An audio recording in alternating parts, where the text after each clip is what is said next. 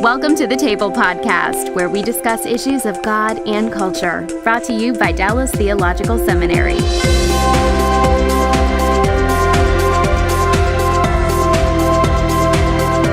Welcome to the Table, where we discuss issues of God and culture. And today we're doing another set of movie reviews, but we're going to do it with a twist.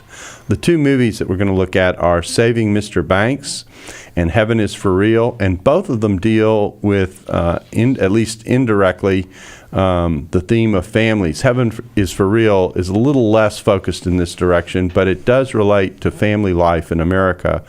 And, of course, Saving Mr. Banks, key part of the plot is related to how the father of the key character in the movie is impacted her view of life. So I have two experts here from two different areas. Tim Basselin teaches in our media arts program here at Dallas Theological Seminary, and he's going to give his background here in a second. And then Chip Dickens directs our counseling department here and has been with us before on issues related to family. So welcome back, Chip, and welcome, Tim. We're glad to have you.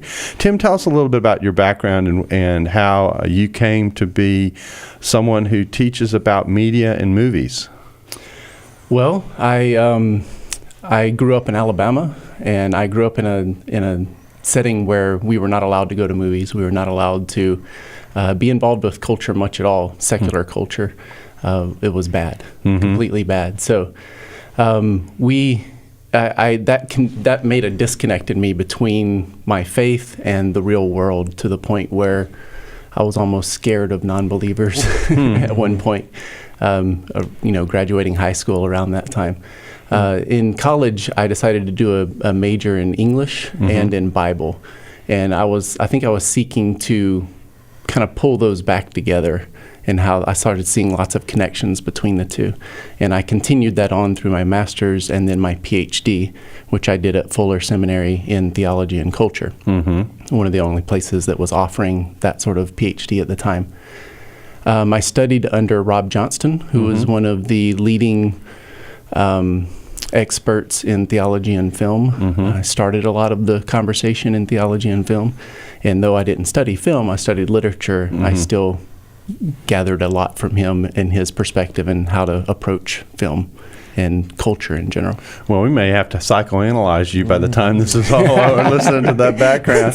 So, all right, so I think my part's done. I'm going to go ahead. Very interesting. That is an interesting twist in the story that we didn't know about. So that's good that we may talk a little bit about that transition that you went through, because that actually is part of our topic for today.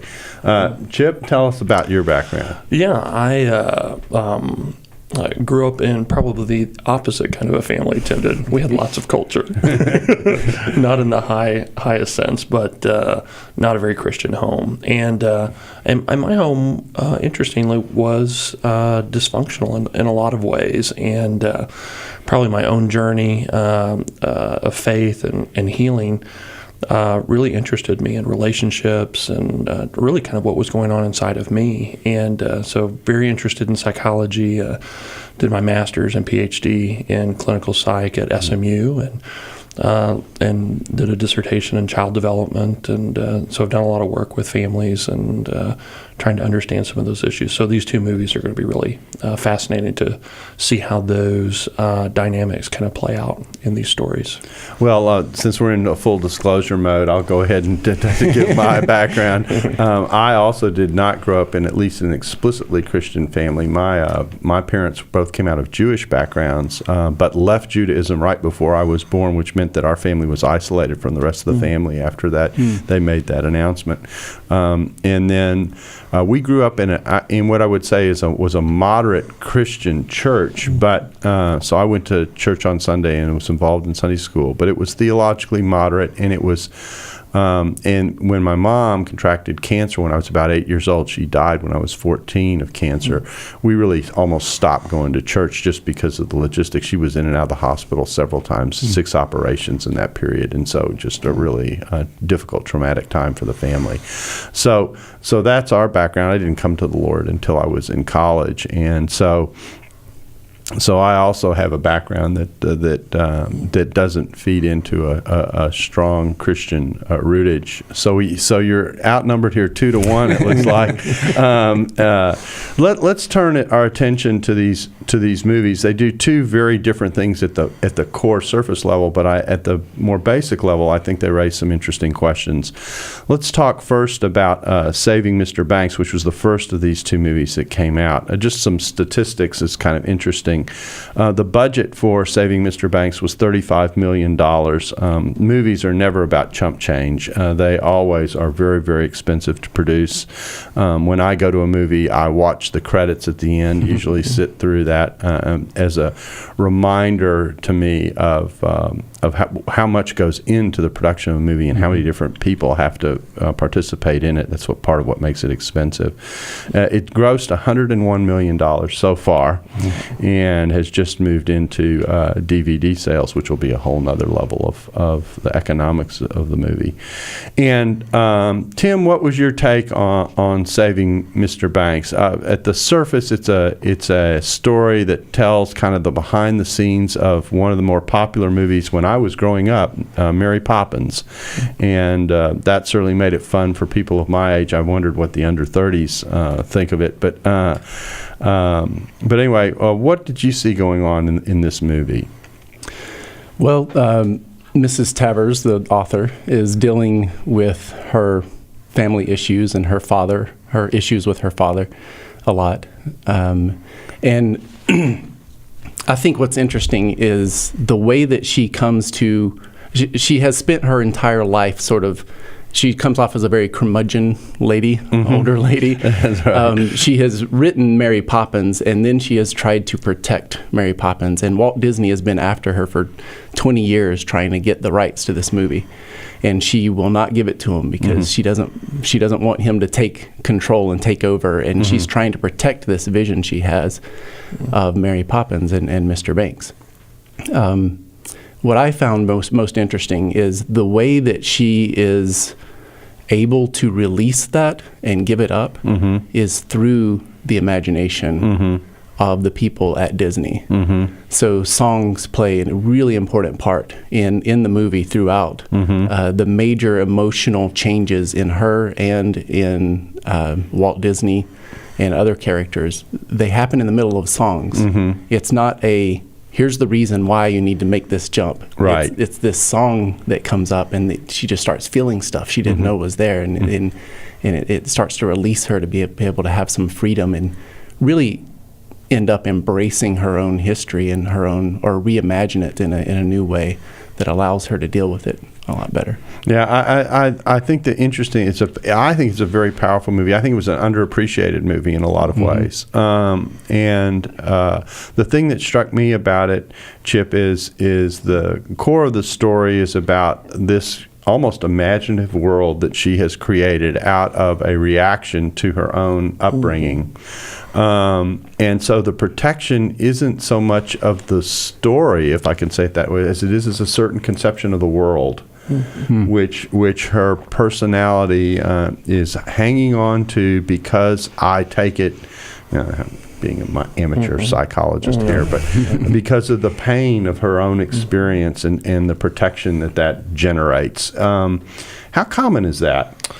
Yeah, I think, in the story you get to see this on full display where she's tenacious. I mean, she is not going to let go of this, and not just let go of the script, but really what you're talking about is all the emotion and the relationships, and they've become really significant to her. In fact, you see some of the staff even refer to the characters as family. There is a deep attachment to this, and even though you see it displayed beautifully in the movie, I think all of us kind of do that to some extent. We have significant experiences as kids that were at critical moments that have shaped us, and we've built, or our personalities have been built, and our histories have been built on those things. And so it's kind of like a Jenga puzzle. You pull out one of those at the bottom, and it endangers everything. And so there's a lot of protectiveness that all of us probably do. Hers was, very public, or at least, part of a scene there or a series of scenes where she really did. She was giving the Heisman move to everybody that moved in and tried to threaten any of it. And it is interesting to see how she relinquishes it. It's never by a convincing argument. It's as she builds a trusting relationship with this team at Disney, which is really insightful probably for all of us, that most of those big transitions where we let go of that protective mode is usually when we start to feel safe and we build confidence with some other people. And part of the reason that Disney is able to pull that out of her is because he has the same story. He has the same connections. He tells a story of his difficult childhood with his father and how he didn't want to let go of Mickey. And somebody was trying to buy Mickey from him, and he wouldn't do it. So he understood where she was coming from, and he was able to create that relationship because of that. And Tim, it's a great observation, because it doesn't have to be the same experience, but she gets the sense that he really understands because he's been through something comparable or similar, and he becomes the safe person. And I think it's interesting. We're kind of dealing with, and I'm going to almost clinicalize this, which is dangerous. But there's almost head and heart contrast here of what's going on, and the way in which music, the role that music plays in kind of reconnecting the two, can I say it that way, or allowing the two to relate to one another in a more functional way than in a dysfunctional way. Is that a fair characterization of what's happening in the movie, and may also explain, this is not profound, but it's an observation, may also explain why musicals like Mary Poppins and shows like that end up being so popular in the culture. Music is from a psychologist's perspective, music gives people permission to feel, and but it also gives structure to it, as opposed to sometimes I don't want to allow myself to feel something because I don't know what's going to happen. I don't know how it's going to affect. And songs and music kind of give parameters for that, as well as an invitation to feel things, and so they're powerful. And it's kind of difficult to sit here and analyze and talk about it rationally, right? That's right. I mean, the point is that you can't. That's why it's so effective. So at the very beginning, when Disney first meets her, he says something along the lines of, "Your book sparked my imagination, and those embers are still burning." And he's been chasing her for 20 years, and those embers are still burning. And there's something so powerful about the imagination, which of course he comes back to towards the end when he's talking to her. He has a really great quote. I wrote it down here. When he's convincing her about giving me your father, basically giving me this story, and he says to her that he'll be redeemed through the story if Disney is able to take it. And he says, that's what we storytellers do. We restore order with imagination. We instill hope again and again and again, over and over and over again. And you can see that in the movie and in the music. One way of analyzing film, one way that we talk about it is that at the quarter point and the halfway point and the three-quarter point are very significant scenes. So I was watching this with a friend on Tuesday, rewatching it, and we went back to the quarter point and the halfway point and the three-quarters point. They were all music scenes, every one of them. The first one is setting up the conflict, and it's the first Chim Chimney song, and she's like, no, we're not having music. You're not turning this into a musical and all that. The second one is when Disney is dealing with how to reach her, and it's the song Toppins Are Bad. It says a lot to Disney, right? So he has to move away from, he's been doing this for 20 years, and he's not just chasing money, trying to get from her. It's something significant for him. And then the last one is the scene where she finally breaks out, and it's Let's Go Fly a Kite, and she's up and dancing around, and, the assistant's running to Mr. Disney's office because she's dancing. No one can believe she's dancing, and she can't believe it either. That's right. And it's the music that got her there. And it's amazing to me that I thought the last third of the film was incredibly powerful, and the "Let's Go Fly a Kite" scene and the way that all played out.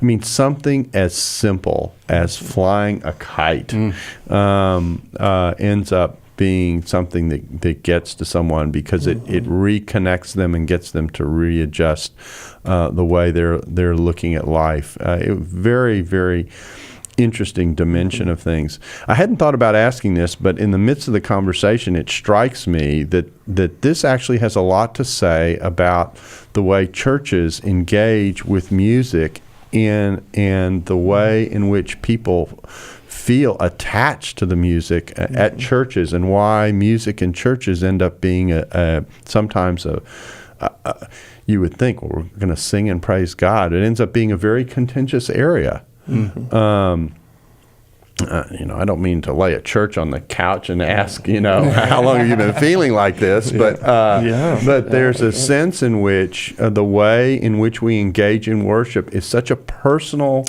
dimension of how we relate to God. And when I do that corporately and there's a disconnect in how that plays itself out, that actually ends up being very disruptive at a personal level. Does that help to explain why so much emotion is often wrapped up in the way we approach worship in a church? Yeah, I think so. I think obviously there's lots of areas of contention in church life, not just worship, but it is a powerful one. It's evocative. It engages an area of our own experience that sometimes we don't even manage real well. And so it's a really powerful part of what it means to relate to God. I mean, even in the scriptures, the different genres, whether it be psalms or even narrative portions in scripture, they evoke emotion. They draw us in a way that's really powerful. It's hard to kind of just sit on the sideline and be an observer when there's music. Right. It draws you in. It pulls you in, and it sometimes even when you don't want to be. And so I find myself reacting sometimes to hymns, and sometimes I'll go, I don't like that tune, but I'll sometimes say, but the words are terrific, and I'm almost when I'm in my engagement mode of thinking through what I'm actually doing, sometimes I sense this disjunction in my own approach to worship, and then I collect myself and say, we are here to praise God and not to analyze what's going on. But there is this, and it's almost instinctive. I mean, if you sat me down and asked, why do you not like this tune and why are you so drawn to that song, I probably couldn't entirely explain what's going on. And that's what I love about really this movie with the lead character. You get the sense that there's not a lot of awareness sometimes.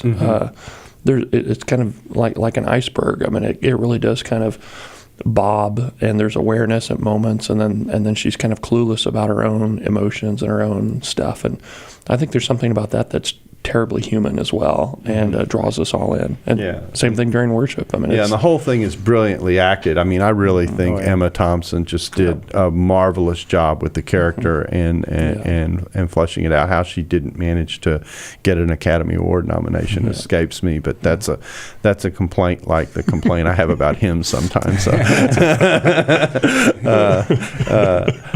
What do you think, Tim, when it comes to music and media? I mean, you're in a program that talks about worship a lot, and you try and help people think through what can be accomplished through the music part of a worship service. Well, I think one thing that music does in worship is push us into the mystery, because it connects those emotions and those desires, those hopes, our imaginations, hopefully with good, solid theology. And often we become contentious because people are wanting one side or they're wanting the other, instead of trying to find them both coming together and being okay with them both. So some of us tend towards more intellectual, and will tend towards wanting those hymns with those incredible, all that theology. And others are saying, I don't feel any emotion with this. I'm not, it's not moving me. There's no mystery to it.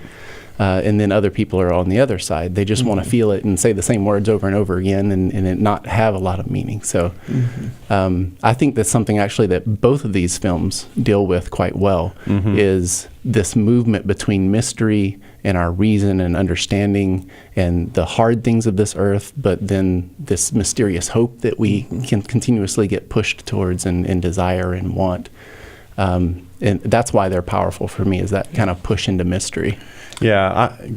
No, go ahead. Yeah, I was just going to, as you were talking, it reminded me of there's a group of faculty colleagues out at Biola that have been looking at this relationship and as psychologists between explicit knowing and implicit knowing, and even right down to the neuroscience of how our brains are put together, that both are really valuable and they complement each other, but they don't do what the other one has to do. So explicitly knowing, more kind of that propositional truth and data and things of those sorts are really critical, but there's this implicit knowing about life and relationships and who God is, and even our earthly relationships that can't necessarily be boiled down into a nice mathematical formula. And both are really critical to have a full experience in faith and growing healthy relationships. So it's interesting, as you talk about music, that it taps into some of those as well. And this character in this movie has this kind of disjunction, because on the one hand, she's clearly very articulate and thinks through why she expresses herself the way that she does. I mean, words really matter to her in a significant way, and we're going to say it this way, and we're not going to say it that way, that kind of thing. And then she does it with this beautiful British flair, which I don't know what it is about being on an island on the edge of the Atlantic that allows people to have this ability. But so you've got that dimension, the equation. But as you said, when she wrestles with the relational part of what she's dealing with, she just has absolutely, at many levels, no clue. And the disjunction is so obvious in the Disney character, which in some ways is a more subtle character. The Disney character has some sense of what that combination has the potential to be, and is trying to draw her into a recalibration, if I can say it that way, and pushes her in that direction.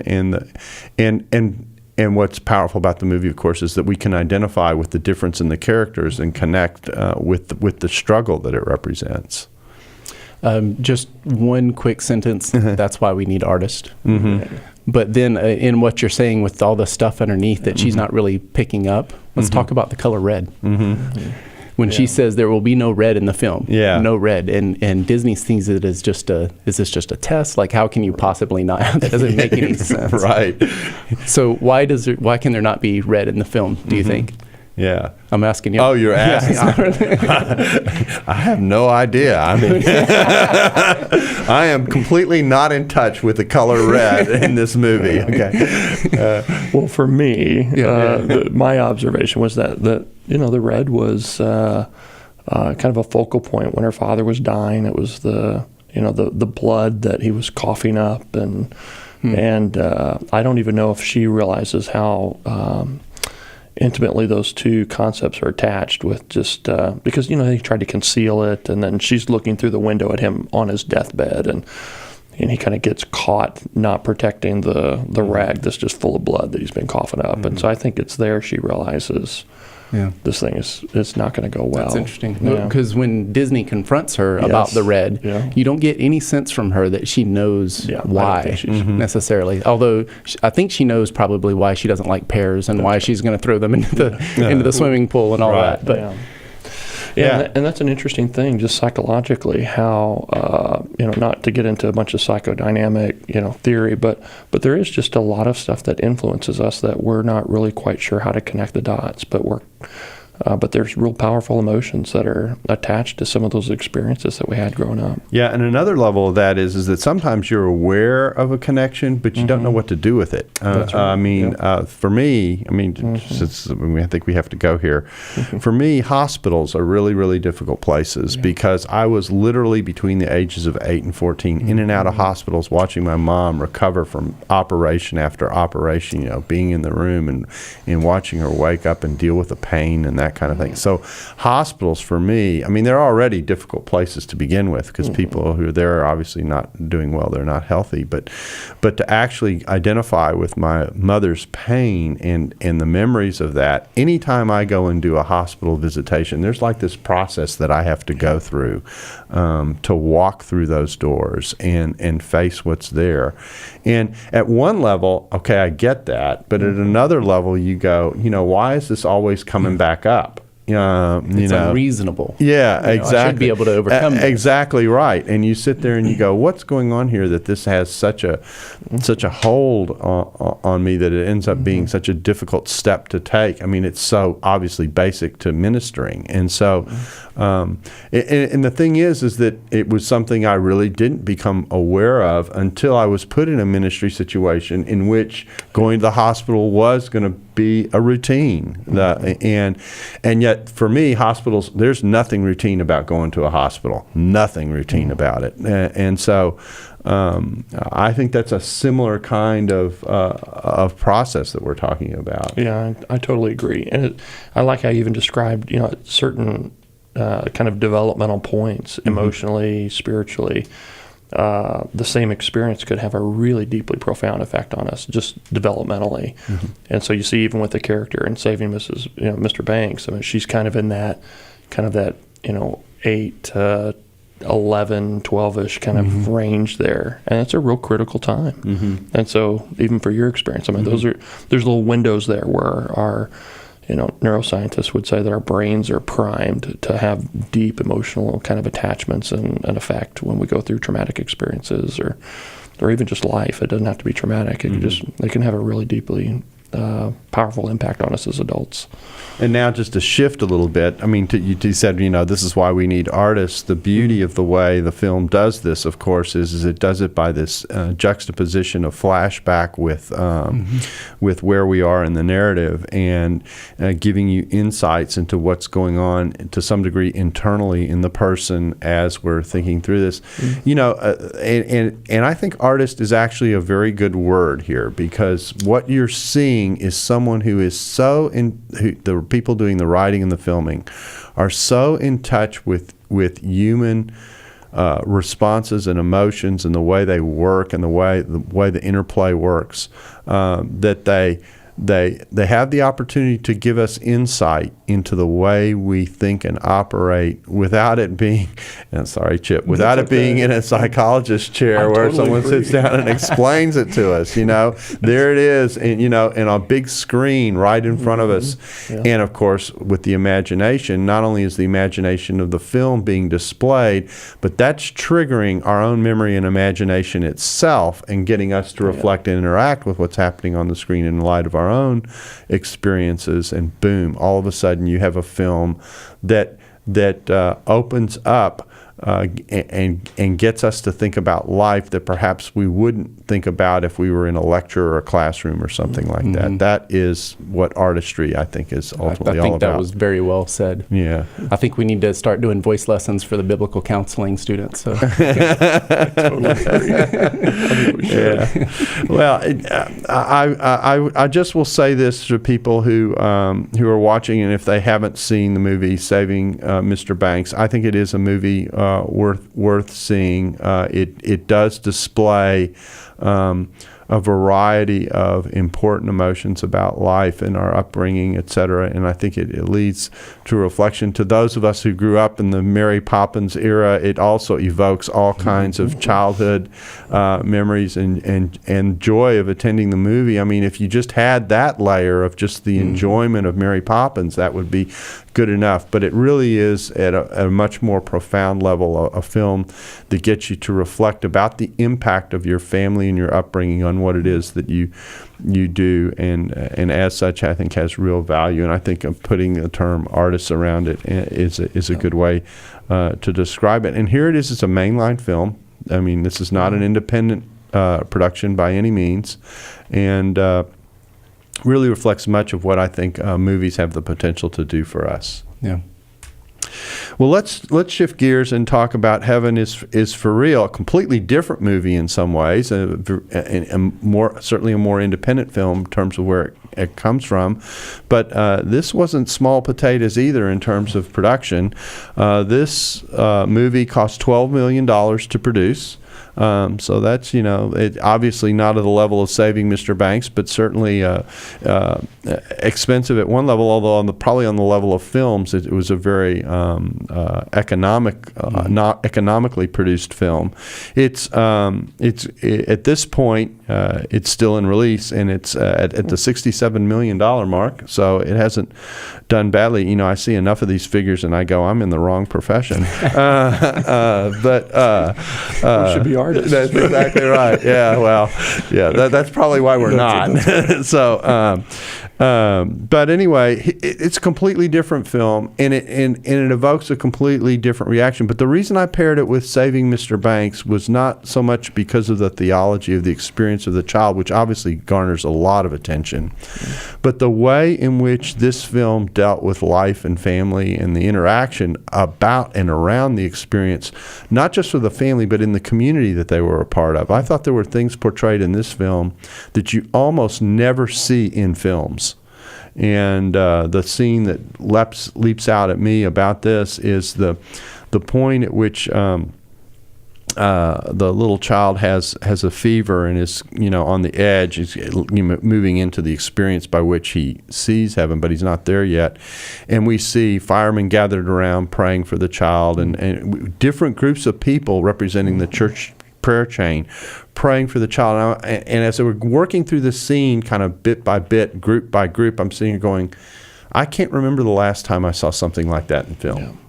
Yeah. And it just kind of, whoa, it almost caught me by surprise. Something that happens very normally in some ways in our everyday church-going life that almost never gets portrayed in the public square. And I thought, well, that's interesting. And there were other dynamics in the film about the way the family worked in a kind of very low-key kind of way, not dramatized significantly, that also struck me about the way the film worked.